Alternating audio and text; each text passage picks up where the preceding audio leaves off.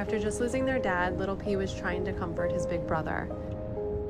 You could see how sad and lost they both were.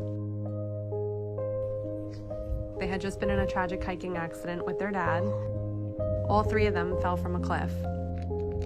Chris, my cousin, died on impact, but his dog survived and stayed with him until he was found. Tonka broke both his front legs and couldn't walk, so when they got to the hospital, little P jumped up onto the stretcher. He kept looking around, wondering where they were taking his brother. Okay, Tonka. Oh, God. We'll take good care of you, Tonka. Come on, Loki. They were kissing each other, and it was like they were saying, "I'll see you on the other side of this. It'll be okay." Tonka had to be put in a cast, and he couldn't move or play for a few weeks.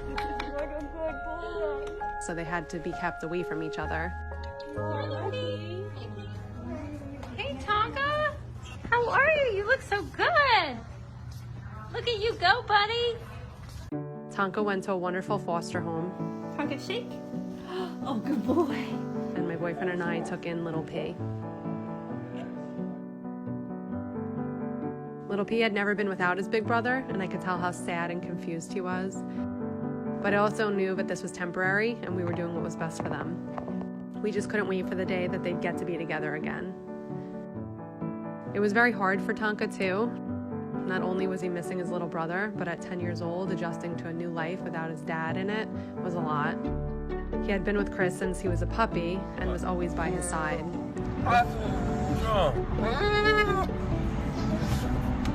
But with lots of love from our foster families, both him and little P slowly started to heal. He's a good boy.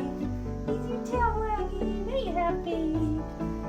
My family and I knew we couldn't keep them because we all had other dogs, and learning to be around other dogs at this point of Tonka's life would be too much for him. Not only that, but we needed someone who would give them a similar life to what my cousin did, a life full of adventures and outdoor activities. So we set out to find a home where they could be adopted together. And as we were going through the applications, one stood out that I kept going back to, and I knew that we had finally found the perfect family. The day of the adoption was not only the day Tonka and little P were going to meet their new family, but it was also the day that they'd get to be together again. That day, I was trying to get little P in the car, and the sprinkler came on, which is his favorite thing in the world. And his mouth was literally on the sprinkler, and I'm going, "P, P, come on. P, we have to go. Come on." We drove to meet them. I had little P on a leash, and Tonka was getting out of the car. And when they saw each other, they were a little shocked at first. And then their tails started wagging, and it was like they were never apart. Who's that? Is that your brother? All of our family was there. It was an important day for all of us. And after they met Brandon and Hailey, the most magical thing happened. Tonka's a very vocal dog, so he started howling. And then little P chimed in. It was such an emotional experience because it really felt like they were singing out to Chris, and they knew that everything was going to finally be okay. We had pictures of Chris and the boys made for Chris's parents. Chris's cousin had these food bowls made for them. The back is as in loving memory of Chris Bushing, so that was really special. First few days, they were very, very snuggly with each other. You could tell that they were really happy to be back together. Donkey, what did you do?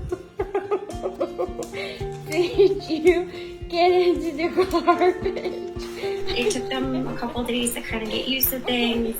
Oh my goodness. We had a patio. We would put one of the beds out there. They would just sit on the patio for hours and kind of people watch. You like that, Dak? Yeah, I knew this was going to be your spot. What do you think, Pay? Yeah. Tonka, you gonna go to park? No, P, we gonna go to park?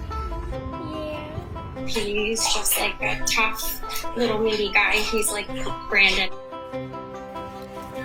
He just wants to roughhouse and wrestle and play. Is this what you wanted? Tonka's a lot like me. He's like all emotion. You can kind of almost see what he's thinking. So sometimes if I think he's like missing his dad, he will kind of break out into a song and he joins right in.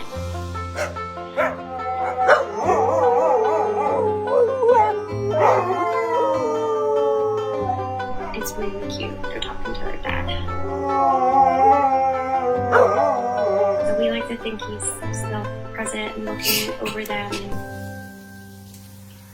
And they've just been through so much. We want them to have a good rest of their life, as much as he would have done if he had them.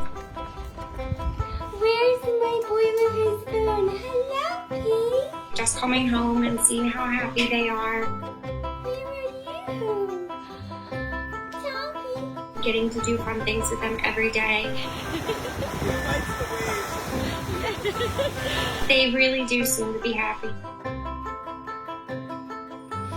Tommy, you love the grass? Oh, you love outside.